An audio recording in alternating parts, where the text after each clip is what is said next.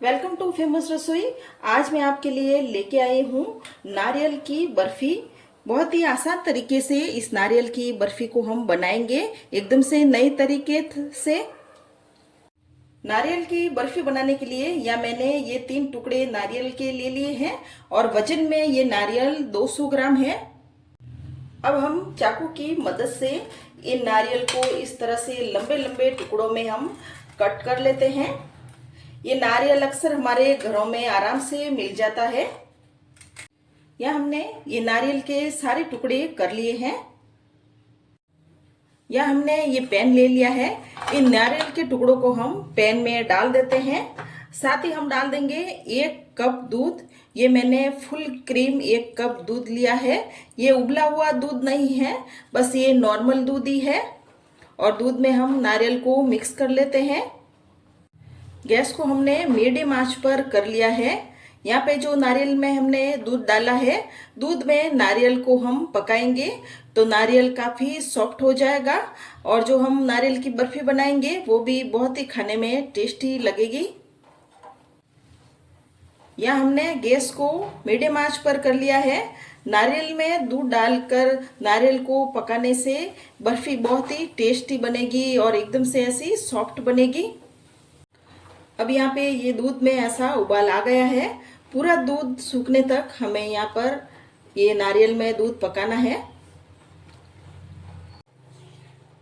नारियल ने यहाँ पे पूरा दूध सोख लिया है।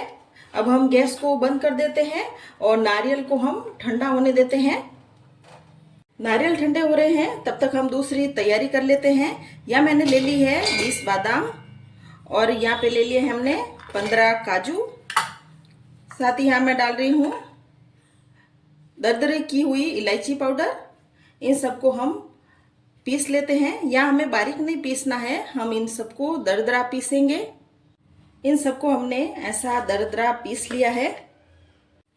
अब हमने ले लिया है यहाँ पे बड़ा वाला मिक्सर जार और ये नारियल अब ठंडे हो गए हैं। इन सबको हम 2 बार में थोड़े थोड़ा करके पीस लेते हैं। नारियल को हमने पीस लिया है और पीस करके बाहर निकाल लिया है। बाहर निकालने के बाद हमें देख लेना है कि नारियल में कोई बड़ा टुकड़ा तो नहीं रह गया है। हमने यहाँ पे ये पैन ले लिया है। अब इस नारियल के बुरादे को हम इस पैन में डाल लेते हैं और गैस को भी मैंने ऑन कर लिया है। हम एकदम लो आंच पर इस नारियल के बुरादे को भूनेंगे।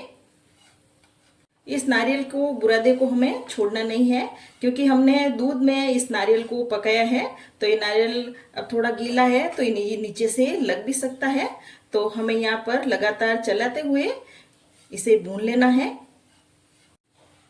इसे आप कभी भी तीज त्योहार पर बना सकते हैं या फिर कभी भी आपका मीठा खाने का मन हो तो आप इसे बना सकते हैं। ये नारियल का बुरादा अब हल्का सा भुन गया है। अब इसमें हमने जो ड्राई फ्रूट पीसे थे वो भी इसमें हम डाल लेते हैं और इनको भी हम मिक्स करके हल्का सा इसमें ही भून लेते हैं। आप इस तरह से नारियल को ऐसे भूनकर ये बर्फी बनाएंगे तो ये बर्फी 15 से 20 दिन तक खराब नहीं होगी। ये नारियल का बुरादा भुन गया है और इसका हल्का सा कलर भी चेंज हो गया है। अब इसे हम रख देते हैं। हमने यहाँ पे कढ़ाई ले ली है। साथ ही हमने ले ली है 180 ग्राम शक्कर। ऐसे मेजर करें तो ये 1 कप शक्कर है। अब इस शक्कर को हम कढ़ाई में डाल देते हैं। साथ ही इसमें हम डालेंगे आधा कप पानी। अब इस शक्कर को हम मेल्ट कर देते हैं।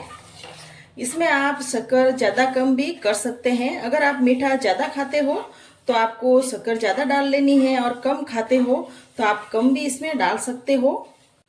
शक्कर को हमने लो आंच पर लगातार चलाते हुए मेल्ट हो गई है शक्कर। इस चाशनी को पकाते हुए 5-6 मिनट हो गए हैं। अब चाशनी को हम चेक कर लेते हैं। यहाँ हमें तार वाली चाशनी बनानी है। यहाँ पे देखिए तार बन रहा है। यहाँ पे ये 1 तार की चाशनी बन गई है। अब यहाँ पे हम गैस को एकदम लो आंच पर कर लेंगे और इस नारियल के बुरादे को हम इस चाशनी में डाल देते हैं। गैस को हमें लो आंच पर ही रखना है और इसको चलाते हुए हम जल्दी से इसको मिक्स कर लेते हैं।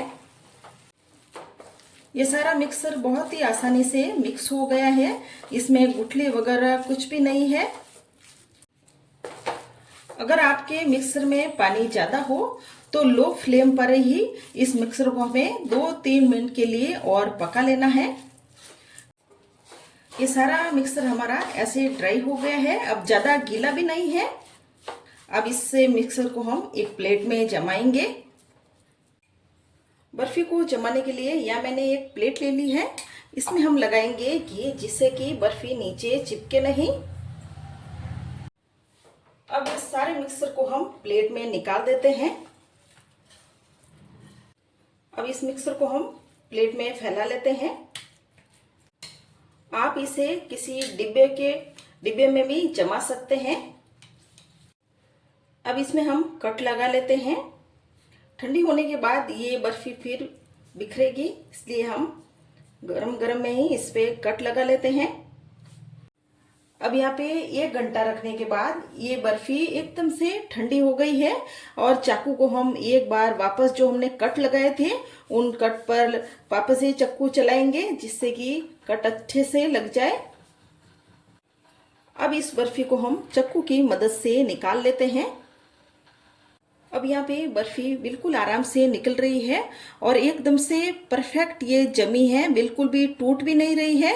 और इसमें हमने जो शक्कर डाली है वो भी एकदम से इस बर्फी में बराबर हुई है। रेसिपी आपको अच्छी लगी तो मेरे चैनल को सब्सक्राइब करें, कमेंट करें और शेयर करें।